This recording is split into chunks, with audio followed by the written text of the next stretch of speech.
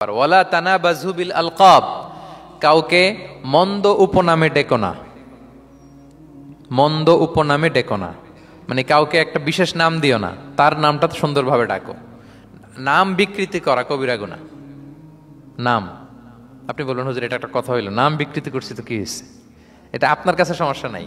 ধরেন যে ওই লোকের নাম আব্দুল্লাহ, আপনার কাছে আব্দুল্লাহ এটা সিম্পল, ধুর আব্দুল্লাহ একটা কিছু হইলো, কিন্তু যার নাম আব্দুল্লাহ তার কাছে এটা অনেক দামি।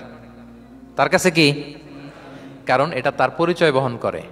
ধরেন যে আমার নাম কি মিজান, আপনার কাছে মনে হয় আরে মিজান একটা নাম হইলো, তা আমার কাছে তো এটা অনেক গুরুত্বপূর্ণ, কারণ এটা আমার পরিচয় বহন করে। এই নামে মানুষ আমাকে ডাকে, ফলে এটা আমার খুব আদরের, আমার কাছে বড্ড যত্নের, দরদের নামটা। আপনার কাছে নাও হইতে পারে। মানুষ প্রত্যেকে তার নিজের নামকে খুব পছন্দ করে। দেখবেন যে মানুষ কাগজ পেলে নিজের নামটা লেখে, সিগনেচার দেয় একটা, দেখবেন দেয়। এরপর দেখবেন যে সি বিচে ঘুরতে গেলে বালুর মধ্যে নিজের নামটা লিখে, দেখবেন লিখে। শুধু তাই না, লিখে আবার একটা লাভ আঁকে, লাভ চারদিকে আঁকে। কেন আঁকে? কারণ এই নামটা সে পছন্দ করে অনেক, এটা তার কাছে গুরুত্বপূর্ণ, আপনার কাছে নাও হতে পারে। এজন্য প্রত্যেকের নামটা তার কাছে খুব আদরের, যত্নের। তার নামটা আপনি সুন্দরভাবে বলবেন। নাম আপনি বিকৃত করতে পারবেন না। এটা কি গুনাহ? সগীরা কবিরা গুনাহ।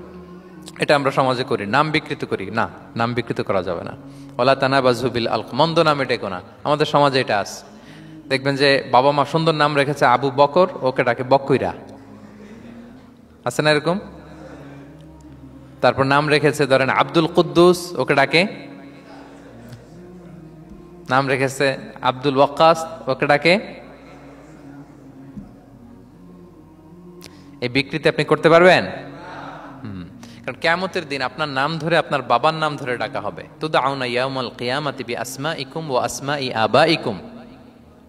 কিয়ামতের দিন তোমার নাম, তোমার বাবার নাম, যখন আপনাকে ডাকবে ফেরেশতারা, আপনার নাম এবং আপনার বাবার নাম ধরে ডাকা হবে। এজন্য রাসূল সাল্লাল্লাহু আলাইহি ওয়াসাল্লাম বলেন ফাআহসিনু আসমাক, তোমাদের নামগুলো সুন্দর রেখো, তাহলে সেই দিন ডাকবে বল্টুর ছেলে কল্টু দাঁড়াও, তখন এই কোটি কোটি মানুষের সামনে আপনি এই নাম নিয়ে দাঁড়াবেন আর লজ্জায় পড়বেন। আর যদি বলে আব্দুর রহমানের ছেলে আব্দুল্লাহ আসো, কত সুন্দর। নামগুলো ভালো আলেম দিয়ে ক্রস চেক করে, কনসালটেশন করে এরপরে রাখবেন। আর কাউকে মন্দ নামে কখনো ডাকা যাবে না। তার বংশের কোনো খারাপ কিছু দিয়ে তাকে ডাকা যাবে না। ধরেন একজনের বাবা ছিল চোর, কিন্তু তার সন্তান সে সৎ মানুষ হইতে পারে না। এখন বাবার কথা কি আপনি চোরের পোলা বলে ডাকতে পারবেন? আপনি ডাকবেন না, বলতে পারবেন না, কারণ সে তো ভালো।